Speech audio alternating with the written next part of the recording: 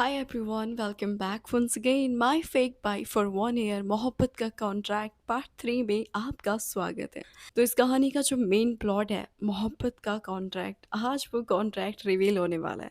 हम देखने वाले हैं कि उमंग और हयाती के बीच कैसा कॉन्ट्रैक्ट होने वाला है। अगर आपने इस कहानी का प्रीवियस पार्ट नहीं देखा तो डिस्क्रिप्शन में एंड मैंने एक प्लेलिस्ट भी बनाया, उस पर क्लिक करके आप सारे एपिसोड देख सकते हो। तो कहानी शुरू करते हैं। उमंग की काली जी वैगन दिल्ली की सड़कों पे चल रही थी। कार के अंदर हल्का जैज म्यूजिक चल रहा था। महंगे लेदर की खुशबू पूरे कार में फैली हुई थी और हयाती खिड़की के बाहर बारिश की बूंदों को देख रही। वो थोड़ी सी अनकंफर्टेबल थी क्योंकि असल में ये उसकी दुनिया नहीं थी। इतनी महंगी कार, इतनी अमीर सीईओ, ये सब इसने कभी सोचा नहीं था। उमंग कार चला रही थी। उसने ब्लेजर उतार दिया था। वो सिर्फ एक सिंपल टैंक टॉप में थी। उसकी मस्कुलिन बॉडी थोड़ी सी उभर रही थी जिसे कि हयाती देख रही थी, लेकिन जब उमंग देखती तो हयाती अपनी नजरें हटा लेती। बाएं हाथ में घड़ी, दाएं हाथ में स्टीयरिंग व्हील, उफ क्या लग रही थी। हयाती जब उमंग के मस्कुलिन बॉडी को देख रही थी तभी उमंग भी उसे देख लेती है। दोनों की नजरें मिलती है। ऐसे क्या देख रही हो? कुछ नहीं। अच्छा, एक्चुअली मैं कुछ सोच रही थी। फिर से? क्या सोच रही हो? कुछ नहीं। कम ऑन, अगर कुछ सोच रही हो तो तुम कह सकती हो। नहीं नहीं, कुछ नहीं सोच रही। करीब 20 मिनट के बाद वो हयाती के मोहल्ले में पहुंचते हैं। ये एरिया दिल्ली का कोई पॉश इलाका नहीं था। साधारण घर, नॉर्मल दुकानें, सड़क किनारे चाय की दुकान, रोड पे बच्चे खेल रहे थे। हयाती की दुनिया उमंग ने पहली बार देखी। यहीं पे रोक दीजिए। उमंग ने अपनी गाड़ी रोकी। उमंग उतरने लगी। हयाती उतरने लगी, फिर अचानक से रुक गई। Thank you for the coffee. Hmm. Thank you for the lift. ठीक है। और और और थैंक यू उस दिन मुझे काम से नहीं निकालने के लिए। उमंग हंस पड़ी। गुड नाइट हयाती। उमंग अपनी कार मोड़ के अपने घर की तरफ पहुंच जाती है। करीब रात के 11 बजे के आसपास वो राठौर मैंशन पहुंचती है। उमंग जैसे ही अंदर आई वो रुक गई। ड्राइंग रूम में पूरा परिवार बैठा था। उमंग को देख के सरोज दादी बोली, यहाँ बैठो। उमंग समझ गई कुछ तो गड़बड़ है। उमंग जैसी बैठी दादी ने उसे एक फाइल थमा दी। ये क्या है दादी? तुम्हारा फ्यूचर। दादी प्लीज ड्रामेटिक आंसर मत दो, नॉर्मली बताओ। उसे पढ़ो तो सही, तब तो पता चलेगा वो क्या है। जैसे जैसे उमंग उसे पढ़ते गई उसका चेहरा सीरियस हो गया। एंड वो दादी की तरफ देख के बोली, दादी are you serious? I am serious. Umang ने फाइलें टेबल पे फेंक दी। आप लोग मुझे ब्लैकमेल कर रहे हो? हम ब्लैकमेल नहीं कर रहे, ये हमारी कुछ शर्तें हैं जो तुम्हें माननी पड़ेगी।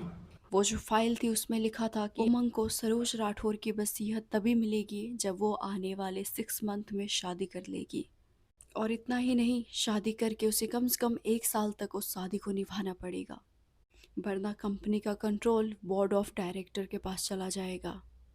और इतना ही नहीं, उमंग के पास कुछ नहीं बचेगा, वो बस नाम की ही सीईओ रह जाएगी। दादी ये क्या मजाक है? मैं किसी से शादी नहीं करूंगी। अच्छा, तो कंपनी छोड़ दो फिर। पूरे कमरे में शांति फैल जाती है। दादी प्लीज आप ऐसा नहीं कर सकती। मैं ऐसा कर चुकी हूँ उमंग। और तुम्हें अगर इस वसीयत पे हिस्सा चाहिए तो तुम्हें आने वाले 6 मंथ में शादी करनी पड़ेगी। उमंग को बहुत गुस्सा आता है। वो गुस्से में कमरे में चली जाती है। कमरे में जाके वो गुस्से में भर जाती है। इधर उधर सामान फेंकने लगती है। उसे शादी से नफरत था। वो किसी की भी रोक टोक बिल्कुल नहीं बर्दाश्त कर सकती। उस पर कोई कंट्रोल करे, कोई उससे जवाब मांगे, उसे इन सब चीज़ों से नफरत है। उसके लिए बस कैजुअल डेट्स यही चीज़ें मायने रखती है। उसे किसी तरह के कमिटमेंट से बहुत दिक्कत है। वो सिगरेट पीने लगती है। वो इतने सिगरेट पीती है कि पूरा डब्बा ही ख़त्म कर देती है। और उसके बाद वो ड्रिंक भी करती है और सो जाती है। अगली सुबह वो सीधा ऑफिस जाती है। घर में किसी से बात नहीं करती। उमंग थोड़ी टेंशन में लग रही थी तो नताशा जो उसके सामने खड़ी थी वो पूछ लेती है, इज़ एवरीथिंग ओके मैम? उमंग उसकी तरफ देखती है, कुछ देर चुप रहती है, फिर कहती है, अगर किसी से 1 साल के लिए शादी करना हो तो कैसे करेंगे? क्या? आप ये क्यों पूछ रही हो? अरे क्योंकि मुझे किसी से 1 साल के लिए शादी करनी है इसलिए पूछ रही हूँ। क्या? आप शादी करने वाली हो? नताशा प्लीज आंसर तो जो पूछा है। कोई पागल ही होगा जो 1 साल के लिए शादी वाला बंधन में बंधेगा। उसकी बात सुन के उमंग ने गहरी सांस ली और अपनी आंखें बंद कर ली। और उधर हयाती अपने एक नए फोटो शूट पे थी। अभी वो वेडिंग फोटोग्राफर बनी थी। दूल्हा दुल्हन हंस रहे थे और वो उन सब की कैंडिड फोटो ले रही थी। तभी हयाती के सामने एक वेटर आता है कॉफ़ी लेके। वो कॉफ़ी देख के हयाती को उमंग की याद आ जाती है। हयाती को खुद पे हंसी आने लगती है। ओह गॉड, आखिर हो क्या गया है मुझे मुझे उसकी याद क्यों आ रही है। उसी समय हयाती का फ़ोन वाइब्रेट होता है। कॉल पे एक अननोन नंबर था। हयाती वो नंबर देखती है। हालांकि जल्दी वो अननोन नंबर उठाती नहीं, लेकिन इस बार उठा लेती है। हेलो, हाँ जी, कौन? क्या मैं मिस हयाती रावत से बात कर रही हूँ? जी बोलिए। मैं राठौर एम्पायर से बात कर रही हूँ। वो सुन के हयाती का दिल कुछ देर के लिए रुक सा जाता है। हाँ जी बोलिए। राठौर एम्पायर के सीईओ आपसे मिलना चाहते हैं। क्या? सीईओ मिलना चाहती? हाँ, आज आपको शाम को 5 बजे आना पड़ेगा। हयाती पूरी तरीके से हैरान रह गई। कॉल कट हो गया। उसके व्हाट्सएप पे राठौर एम्पायर के ऑफिस का लोकेशन आया। हयाती कुछ देर के बाद वहीं खड़ी रह गई। उसके हाथ में कैमरा था, लेकिन उसका ध्यान पूरी तरीके से भटक गया था। राठौर एम्पायर, उमंग, उसे बुलाया, पर क्यों?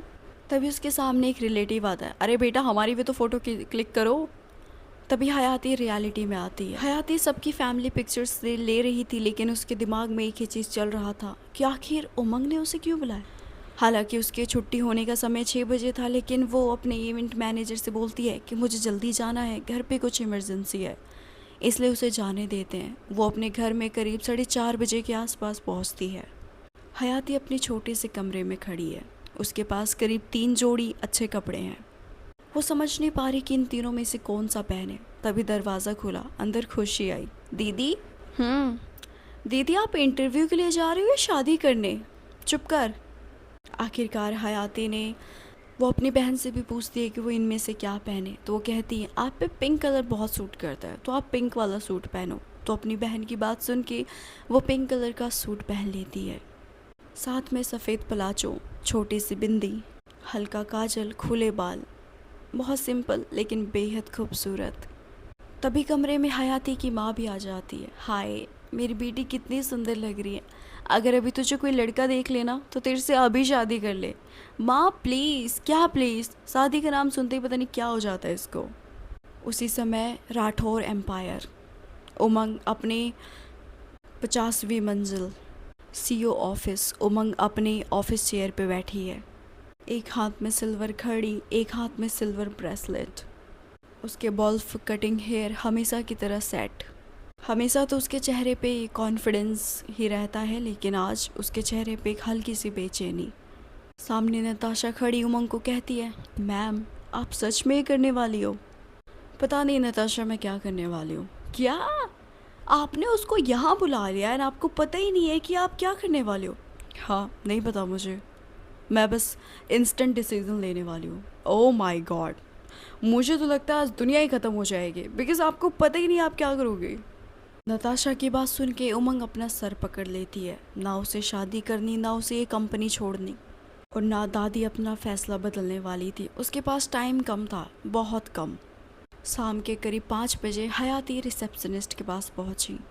वो चारों तरफ देखने लगी। विशाल कांच की दीवारें, महंगे इंटीरियर, सूट पहने लोग, सब कुछ उसकी दुनिया से परे। रिसेप्शन पे जो लड़की बैठी थी वो हयाती को देख के मुस्कुराती है। आप मिस हयाती हो ना? जी जी जी, प्लीज़ दिस साइड। कुछ समय के बाद वो 50वीं मंजिल पे एग्जिट होती है। जैसे ही वो एलिवेटर से बाहर निकलती है, उसका दिल ज़ोरों से धड़कने लगता है। वो अपने दिल पे हाथ रखती है। तभी उसके सामने नताशा आती है। हाय, हेलो मैम, आई एम हयाती। आई नो यू आर हयाती। आई एम नताशा, उमंग की personal secretary. Okay ma'am. Umang अंदर ही बैठी है, तो तुम दरवाज़ा नॉक करके चली जाना। Okay ma'am. आप नहीं जाओगी? नहीं, मैं बाहर ही रहूँगी, तुम चली जाना। ओके। हयाती डरते हुए दरवाज़ा नॉक करती है। अंदर बैठी उमंग। कम इन। हयाती अंदर जाती है। अंदर की भी दीवारें कांच की बनी थी। टेबल पे सिल्वर लेटर में पैलेट पे लिखा था, उमंग सिंह राठौर, सीईओ। अंदर जाके वो कुछ देर के लिए रुक गई। सब कुछ उसे एक फिल्म जैसा लग रहा था। पूरी दीवारें कांच की, बाहर पूरा शहर दिख रहा था। बीच में एक बड़ा सा टेबल और पीछे बैठी थी उमंग। हालांकि उमंग सिगरेट पी रही थी, लेकिन जैसे ही उमंग हयाती को देखा, उसने सिगरेट साइड में रख दिया। उमंग कुछ देर तक हयाती को देखती है। पिंक सूट, खुले बाल, बिंदी। उसे उसको देख के किसी की याद आने लगती है, लेकिन वो खुद को झटका देख के कहती है, फोकस उमंग, फोकस। हयाती थोड़ी सी नर्वस थी। आपने बुलाया मुझे? हाँ, बैठो ना। हयाती बैठती है। कुछ देर तक दोनों एक दूसरे को देखते हैं। कमरे में एक अजीब सी शांति। फिर हयाती हिम्मत करके पूछती है, कुछ काम था आपको मुझसे? हाँ, काम तो था। क्या काम? उमंग कुछ नहीं बोलती। वो अपनी कुर्सी से उठती है और बाहर का नज़ारा देखने लगती है। मुझे तुम्हारी ये तस्वीरें बहुत पसंद आई हयाती। हाँ, तस्वीरें? अरे पार्टी वाली। ओह, थैंक यू मैम। तुम बाकी फ़ोटोग्राफ़र की तरह नहीं हो, तुम्हारी वाइब्स बहुत अलग है। Thank you ma'am. उमंग वापस कुर्सी पे बैठ गई। फिर एक फ़ाइल वो हयाती की तरफ बढ़ाई। उस फाइल में एक कॉन्ट्रैक्ट था, लेकिन शादी वाला नहीं, फ़ोटोग्राफी प्रोजेक्ट का। वो उस कॉन्ट्रैक्ट को खोलती है। उसमें लिखा था फ़ोटोग्राफी कॉन्ट्रैक्ट। ये क्या है? 1 साल का एक्सक्लूसिव कॉन्ट्रैक्ट। उसमें साफ साफ लिखा था कि राठौर एम्पायर का इवेंट्स में फ़ोटोग्राफी हयाती ही करेगी। वो देख के हयाती की आंखें फैल हो जाती है। उसकी खुशी का ठिकाना नहीं रहता। 1 साल का कॉन्ट्रैक्ट? हाँ, 1 साल का। हयाती की नज़र रकम पे भी जाती है। इतनी ज़्यादा रकम थी, इतनी तो वो साल में भी नहीं कमाती थी जितना उसे महीने में मिलने वाला था। खुशी की पढ़ाई, कैमरे का EMI, होम लोन, सारी टेंशन उसकी एक झटके में ख़त्म हो सकती थी। इतने सारे पैसे? हाँ हयाती, तुम डिज़र्व करती हो। हयाती तो कॉन्ट्रैक्ट बार बार देखने लगती है। वो बहुत खुश थी। उमंग उसको देखती है। उसके माइंड में एक और कॉन्ट्रैक्ट चल रहा था, वो असली कॉन्ट्रैक्ट जिसके बारे में हयाती अभी कुछ भी नहीं जानती। 1 साल की शादी, 1 साल का झूठ, और शायद 1 साल में बदलने वाले दोनों की ज़िंदगी। हयाती फाइल पे साइन करती है। उसके बाद वो केविन से बाहर चली जाती है। बाहर नताशा थी, लेकिन नताशा किसी से कॉल पे बात कर रही थी, तो हयाती उससे कुछ नहीं बोलती। वो एलिवेटर में जाती है। एलिवेटर में जो शीशा लगा था उसमें वो खुद को देखती है। ये क्या हयाती? 1 साल का कॉन्ट्रैक्ट, इतने सारे पैसे, इतना बड़ा मौका। वो खुद को चूटी काटती है क्योंकि उसे ऐसा लग रहा था कि वो एक सपना देख रही है। दूसरी तरफ उमंग अपने कमरे में बैठी टेबल पे उंगलियां चला रही थी। उसी समय दरवाज़ा खुला। नताशा अंदर आई। मैम, हयाती चली गई। हाँ, देखा मैंने। आप उसे देख रही थी? ओ कम ऑन, मैं सबको देखती हूँ। झूठ बोल रही हो आप। उमंग को गुस्सा आता है। वो एक पेन उठा के नताशा के ऊपर फेंकती है। नताशा वो पेन कैच कर लेती है और हंसने लगती है। रात के 8 बजे राठौर मैंशन। दादी टेबल पे बैठी है। सब लोग खाना खाने के लिए बैठे और खाना खा भी रहे हैं, लेकिन दादी जी खाना नहीं खा रही। वो गुस्से में उमंग का इंतज़ार कर रही है। उधर से उमंग भी आ जाती है, हाथ में कार की चाबी। क्या बनाया आज डिनर में? जो मैंने तुम्हें शर्तें दी हैं उसके बारे में क्या सोचा है? उमंग गुस्से में, दादी प्लीज़, मैं अभी जस्ट घर आई हूँ। आपने मुझे बैठने के लिए भी नहीं पूछा और सीधा अपनी शर्तें सुनाने लगी। क्योंकि तुम्हारे पास टाइम बहुत कम है उमंग, इसीलिए मैं तुम्हें बार बार याद दिलाती हूँ। दादी, आपके पास कोई और टॉपिक नहीं है क्या? दादी गुस्से में, सब खाना बंद करो। सब लोग रुक जाते हैं। सामने जो वकील था वो पास में आता है। वो वकील एक फ़ाइल उमंग को देता है। उमंग वो फ़ाइल खोलती है। अब ये क्या है दादी? तुम्हारे पास बस 5 महीने और 28 दिन बचे हैं। उसके बाद वसीयत लागू हो जाएगी। कमरे में पूरा सन्नाटा फैल जाता है। सब लोग दादी को देखने लगते हैं। उमंग को बहुत गुस्सा आया। वो कुर्सी से उठ गई। मैं कोई बच्ची नहीं हूँ। अगर नहीं हो तो साबित करो, शादी करके। किसी से शादी करके? हाँ, किसी से शादी करके, किसी के साथ ज़िंदगी बांट के। उमंग की हंसी निकल गई, लेकिन ये हंसी मजाक वाली नहीं थी, ये हंसी गुस्से वाली थी। उमंग गुस्से में वहाँ से निकल के अपने कमरे में चली जाती है। वो कमरे के बालकनी में गुस्से में बैठी दारू पी रही थी। तभी उसकी कैजुअल गर्लफ्रेंड कारा का कॉल आता है। Hi baby, what are you doing? कुछ नहीं, बस नॉर्मली बैठी थी। क्लब चले? नहीं यार, आज मूड नहीं है।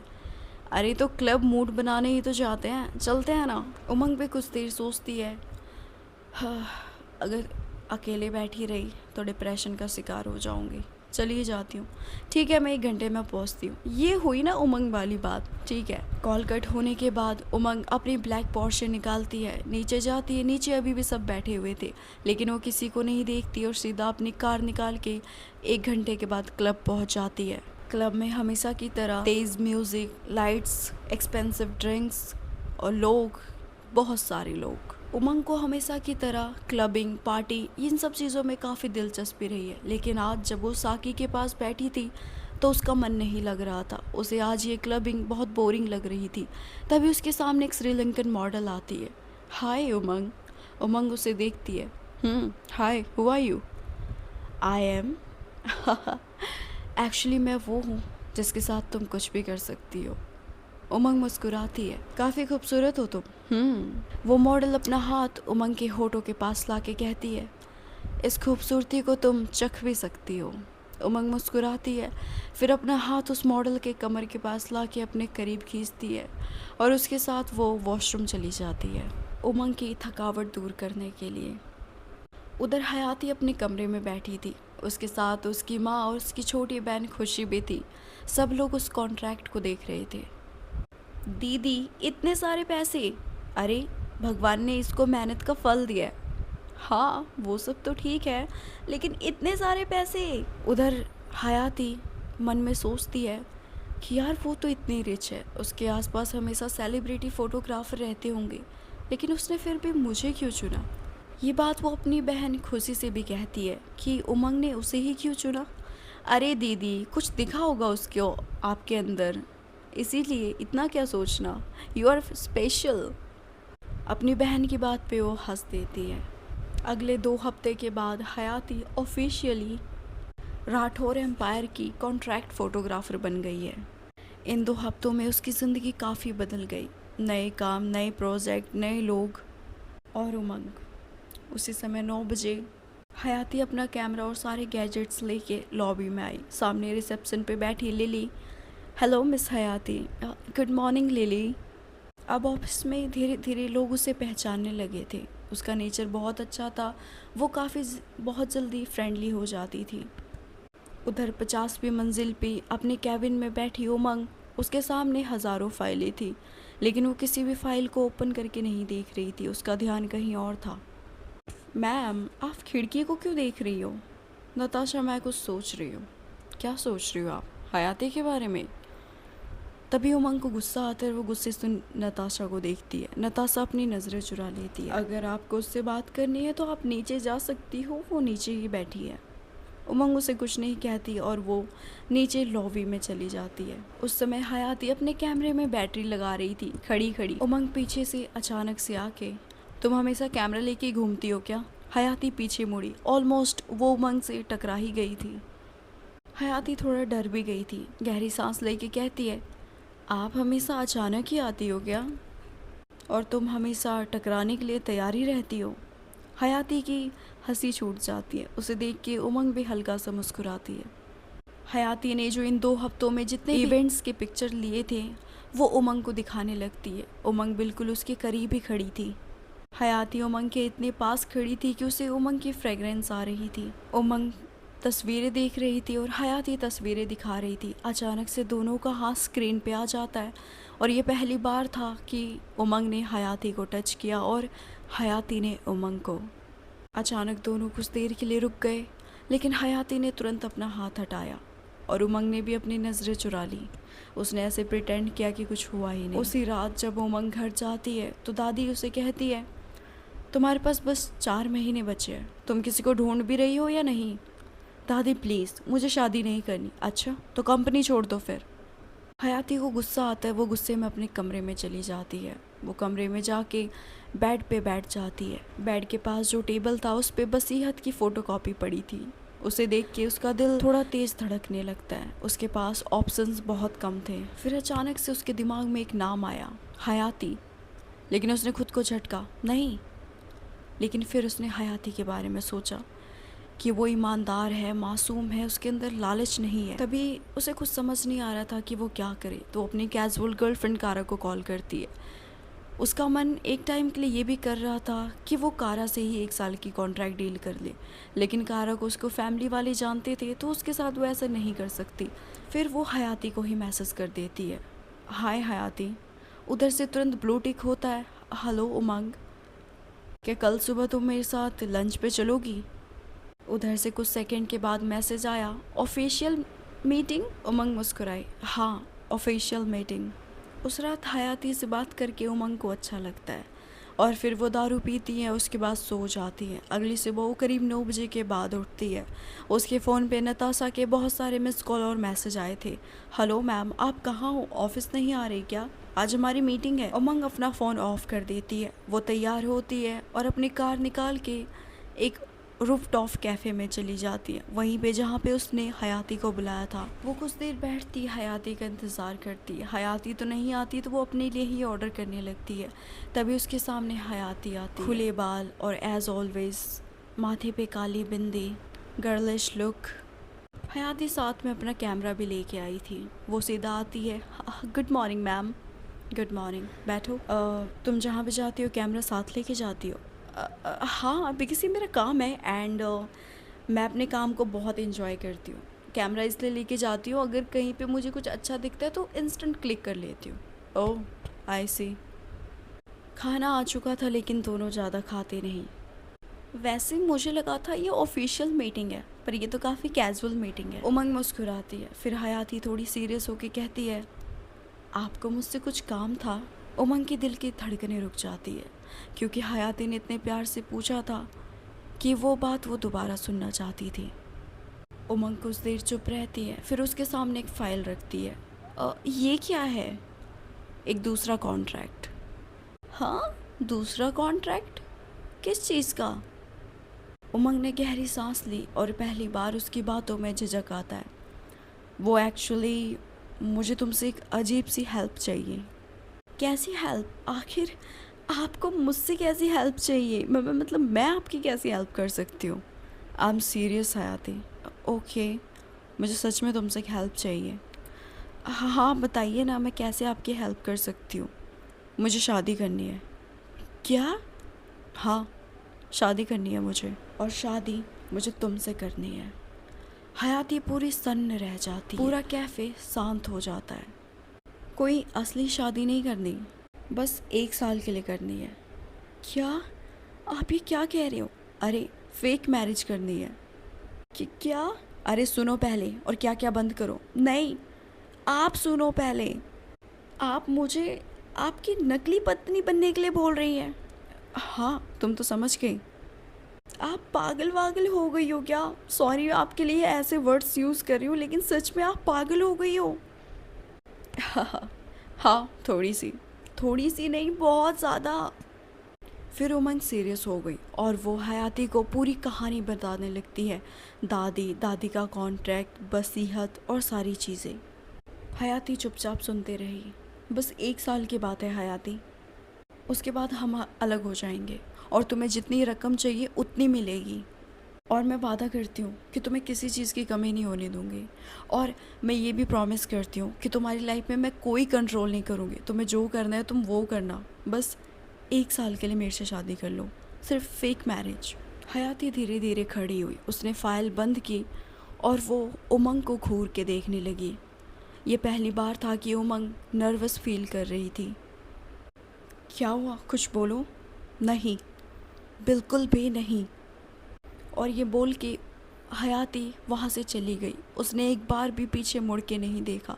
इधर उमंग भी अपनी चेयर से उठ गई और वो हयाती को देखने लगी, क्योंकि ये पहली बार था कि किसी ने उसके प्रस्ताव को और उसके पैसों को ठुकरा दिया। So guys, my fake bye for 1 year का एपिसोड 3 यहीं तक। आई होप कि आपको कहानी पसंद आ रही हो। Thank you so much for watching guys. I hope कि आपको कहानी पसंद आई हो।